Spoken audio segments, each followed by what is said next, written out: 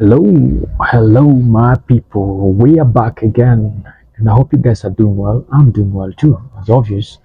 Yeah, that's why you can see a smile on my face. Even, yeah. And smiling doesn't mean that everything is okay. Even when things are tough and hard, and yeah, challenges are there, we still keep on smiling because our hope in the future is safe in Christ Jesus. So with that one, we are good. Even though things are hard, we still smile, find hope in Jesus Christ. Yeah, that's the great assurance that we have that life is not about here on earth, but there is another life after our time here on earth is gone.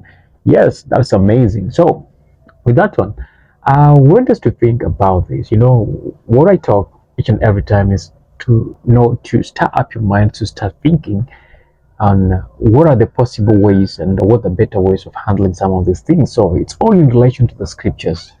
Now, there are three main commands that I want to talk about that God gave us human beings. The first command is to go and fill the earth, that we've perfectly done that. The one of filling the earth, we've perfectly done that, perfectly done that. Despite of few challenges here and there of abortions and all that, we've done it in the best way. People are giving birth each and every hour, not every day, each and every hour. People are giving birth. We're getting new children, newborn babies, naming them, honoring them, and we shout and appreciate and love it. So with that one, and we are fulfilling it each and every day.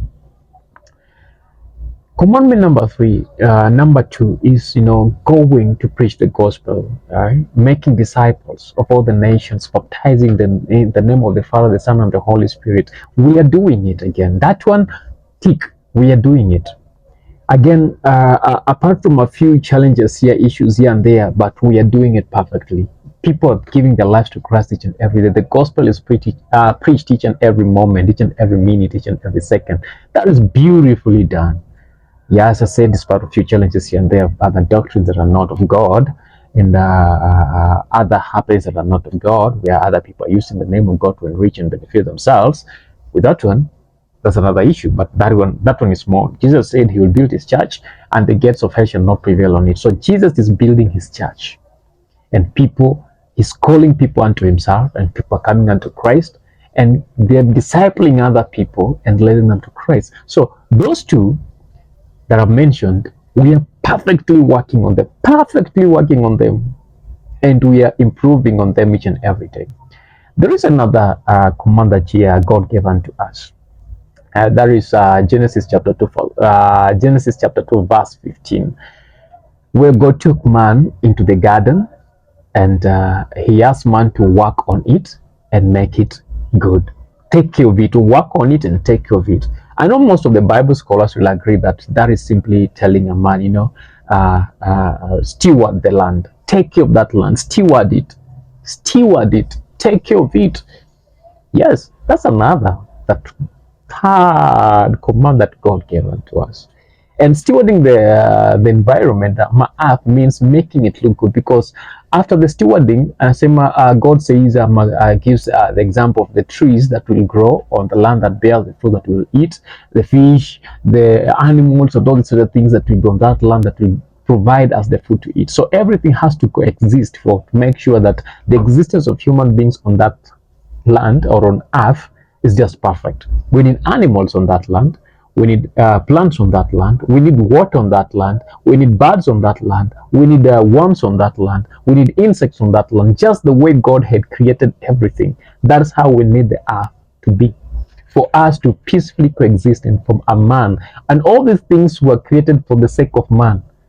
All these things were created for the sake of man, so that when they coexist, a man finds better things to eat, to work on, and all that. And imagine God is giving them all of those things for us to to consume and reuse them for our own sustenance and for our own livelihood. But again, you realize that that is one of the commands that people have negated so much, that we are not looking unto it. We are so much focused on the two, but we are not working out and taking care of the environment. Yes, that is true. Yes. As I said earlier, the gospel is being preached each and every day. Churches are being planted each and every hour, each and every second, each and every minute worldwide. People are doing that. People are giving birth each and every day. That is a normal thing. Each and every hour, you go to the hospital, maternity wards, people are giving birth. Glory be to God, and gospel is being preached. Glory be to God. But how many people are focused on to taking care of the environment? How many Christians are focused on to taking care of the environment? In fact, that one has been left to the heathens. That one has been left to the guys who not only even not doesn't ascribe to the lordship of Jesus and to their lives. But for us Christians, do we do that?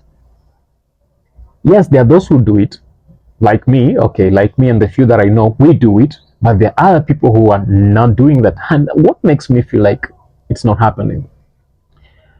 Uh, have you ever walked? Have you ever walked in slum areas, city suburbs, and slum areas? You realize that there'll be very many churches adjacent to each other, aligned, and all those churches are just built along streams of sewage, garbages, heaps of garbages, and a lot of dirty around them. And even when you're stepping to that church, you have to you have to jump over a sewage, untreated sewage.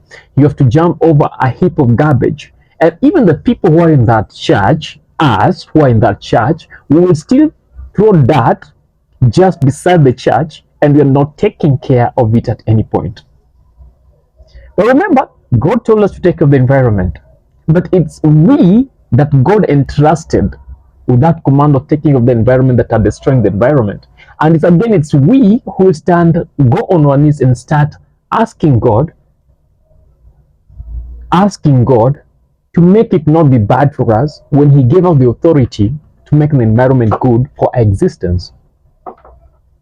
When it rains and there are no rains, what have I just said? When it rains and there are no rains, does it really make any sense? It doesn't make any sense. When it rains and it pours, we've cut all the trees down. There's nothing that is surviving to hold the waters. There is nothing that is there to hold the sand together, so that the sand can infiltrate, the water can infiltrate in the sand. We have flash floods. We start crying, and some will curse God and start asking, where is God? Where is God in this? Where is God to take care of this? Why has He allowed this one to happen? But remember, God gave you the mandate to take care of that environment. And taking care of that environment is to realize that you need trees in that environment. You need plants on that environment. You need those insects on that environment to make sure that everything is coexisting for the better of the other thing. But do we do that? We don't do that.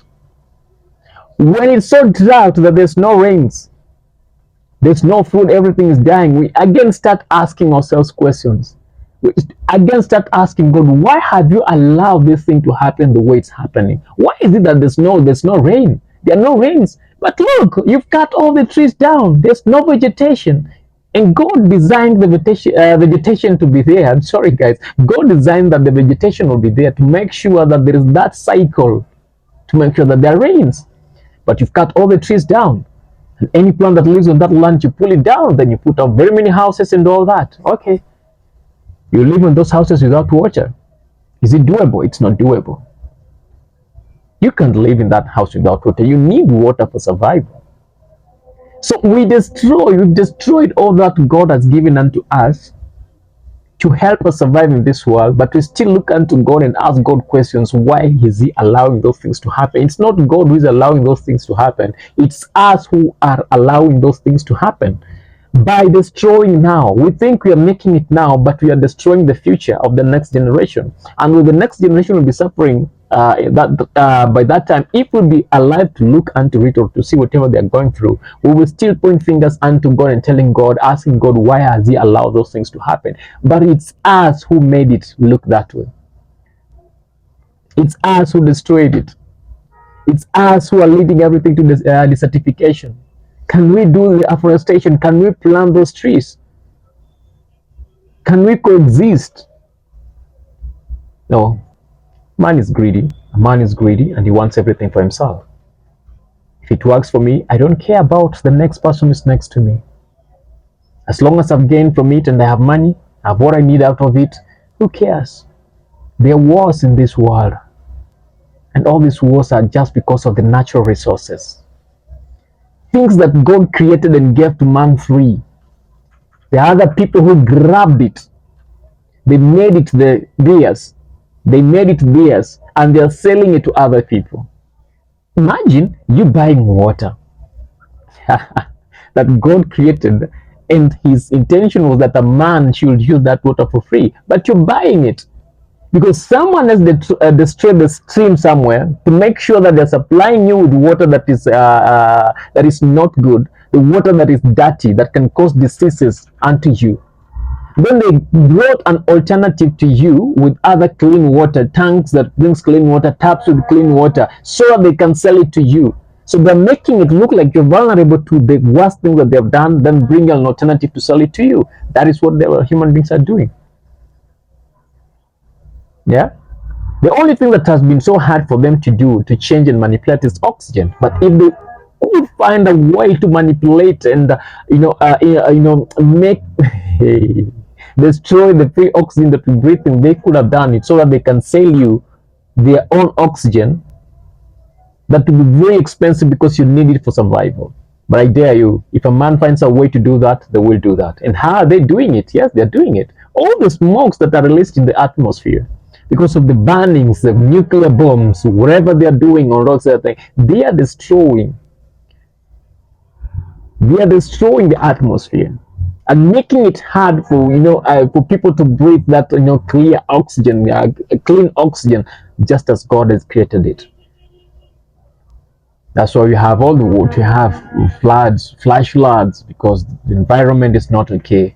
We have all those, earthquakes and all these other things. The air is not clean. People are dying each and every day of respiratory diseases. I don't think if God had an intention of such a thing to come up, any respiratory disease, and that I believe personally, if we could do what God wanted us to do, steward the environment as God wanted us to steward the environment, some of these diseases will no longer be there. They will no longer be there. And I believe God provided everything in his creation. The medication to anything that will ever go through, God provided it. But because there are a group of people who are, who wants everything for themselves, they manipulated it and made it look like it's not the real thing. They have the real thing on the other side. But they just used what God created to come up with what they came up with and brought it back to you and sold to you and told you, no, you cannot use it raw. If you use it raw, there's some side effects that will follow you up. But in the real sense, whatever they have added chemicals and made it look like it's the real deal has more side effects than what you would have taken when it's natural, just as God created it. Coming back to our topic. So, listen at this. As much as we're preaching the gospel and people are coming to Christ, we are giving birth each and every day. These children that you're giving birth needs a better environment for them to stay in. The guys who are hearing the gospel and us who are preaching the gospel, we need a good environment that we can live in, an environment that is conducive, good health, good air to breathe, good waters to drink, good land to till, to cultivate, for us to continue living. But we are giving birth each and every hour, each and every minute, and each and every second. We're preaching the gospel each and every minute, and each and every second. But are we taking care of the environment? Are we using our resources that we have to take care of the environment? I think we should go back there. And as believers, as Christians worldwide, I think it should be us. It should be us as Christians worldwide. It should be us who are taking a lead in the conservation of the environment, because that's one of the commands that God has given unto us.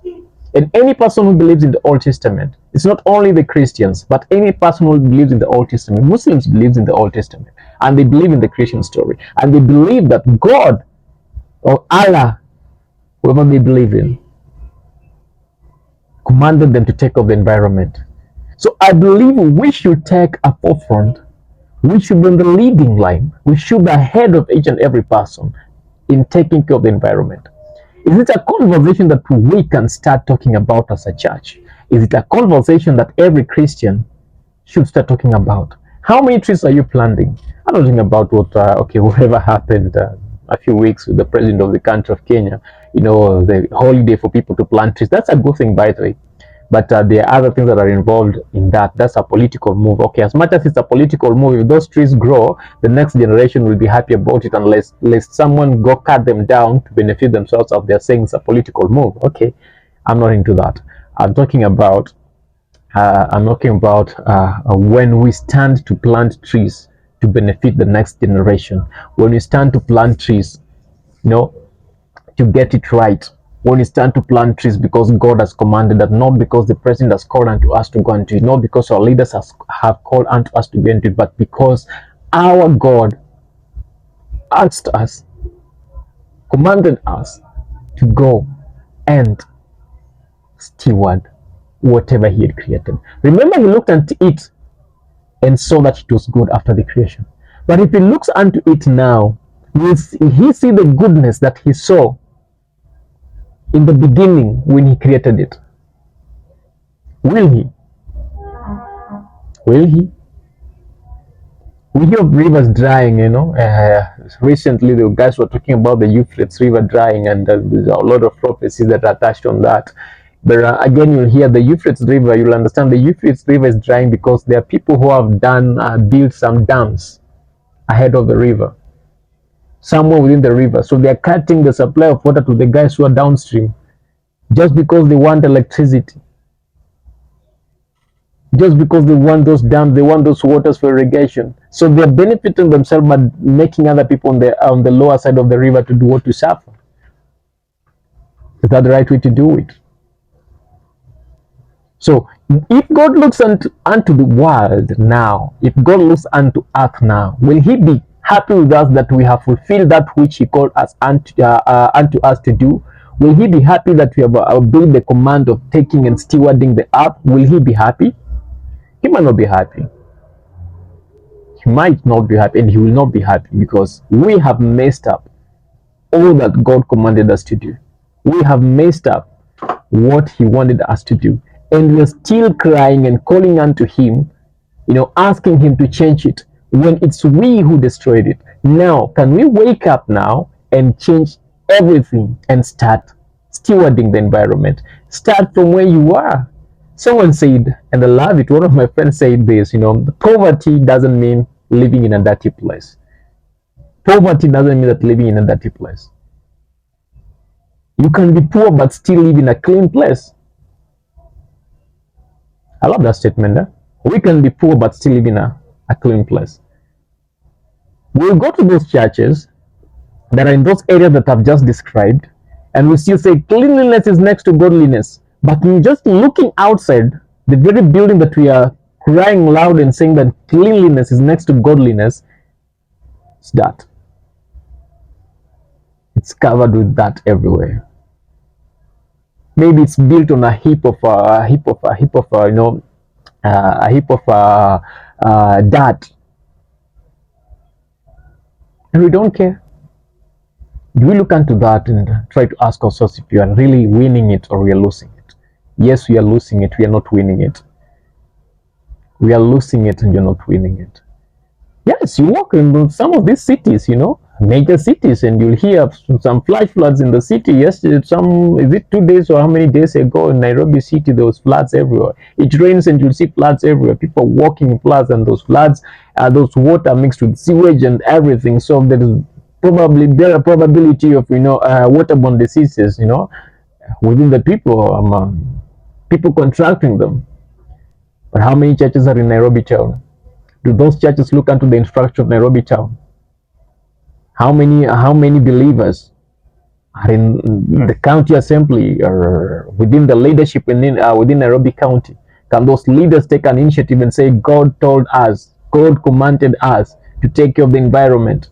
Can I see believers going on the streets, trying to challenge the leaderships of the day and telling them, no, this is what God has commanded us, to take care of the environment, and we are going to take care of the environment. We will take care of the environment. We will plant trees. We want better sewages in the city. We want better disposal systems in the city. We don't want to see that. Can I see believers, doing it? You're walking on the street and you can see all these papers thrown each and everywhere. You pick them and take them where they're supposed to be, dispose them properly, appropriately. Can I see that? Can I see, believers taking an initiative to make sure that all the water plants, the water sources are cleaner and they're taken care of? Can I see it? Can we see this happening? It's a mandate that God has given unto us believers to take care. Can I see us do that? Can I see believers getting themselves in semi-arid areas and try to plant trees there, water those trees? Can I see it? Is it possible? Yes, it's possible. Very much possible, because God has commanded us to do. It's part of the command that God has given unto us to do. As we preach the gospel, as we fill the earth, we also need to take care of the environment itself, for it to be able to accommodate the children that we're bringing in, for our children to have a better future. Can we do that? Can we go back to the basics and do the right thing? Christians, yes, we can. Can we, Christians? Yes, we can do that.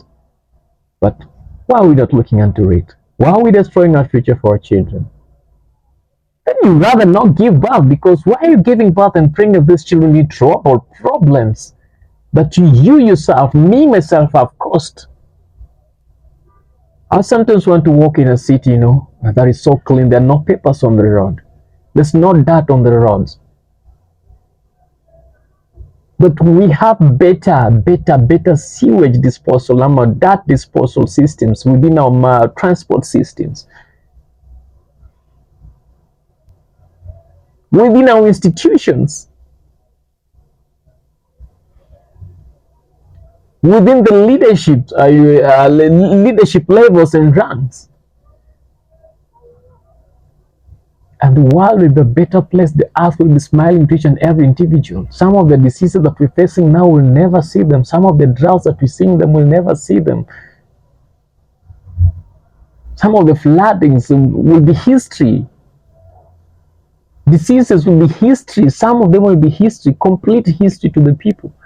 Lack of food and hunger will be history unto the people, because there is a lot. The earth is giving whatever it was intended to give from the beginning. It's smiling. It smiles. It gives you water. It cries. It gives you water. You get that? It smiles. It gives you food. You smell everything sweet. The flowers everywhere. There's food. People are just growing and growing big and healthy, because the earth is giving everything that you need. But we put ourselves sometimes in danger because we want. I believe we can go to the beginning and do it. We can start planting those trees one by one. If you're worshiping in a place where there is dirt, I think the church can organize on how they can make that place clean. That is what God wants you to do. Those water plants, we can make them clean. We can plant trees around them and make them clean. Plant the trees that are appropriate to those water plants. Trees that won't suck all the waters away, but trees that will preserve that water. Trees that will purify that water. The dirty rivers that we are throwing every kind of dirt in them because we have no better way of waste disposal. We can clean. We can stop throwing those dirt in that water. I'm told of a story that Nairobi River was one of the best rivers. It's called Nairobi River because it had sweet waters. Nairobi, because it had sweet waters. I'm not so sure. By the Maasai people, they gave it that name because it had sweet waters. After them walking for the longest, they could go around Nairobi River and take some cool waters and relax. But look at Nairobi River currently. It's in a mess. Complete mess. Name all the rivers that you know. Are we taking care of those rivers? Or each and every day we are spilling chemicals and sewerages into them, destroying them, making it unhealthy for people to use. We can start from somewhere. We've missed. I know we can change the narrative. We've missed, but I know we can change the narrative and we can change the story and make it better for the next generation. And I believe on this, the church should take the lead because that's a command from the person they believe in, the higher powers, of the command from the Creator that they all value and they all love and they all proclaim in their day-to-day lives. Yes, my sermon is complete. Yes, my sermon is complete. I know you're not used to such a sermons. Yeah, you're used to those sermons that you are blessed. No, you'll not be blessed if you're messing up with the environment. No, it's the environment that's supposed to bless you. Everything you need for survival is on the environment that you're destroying. You won't be blessed.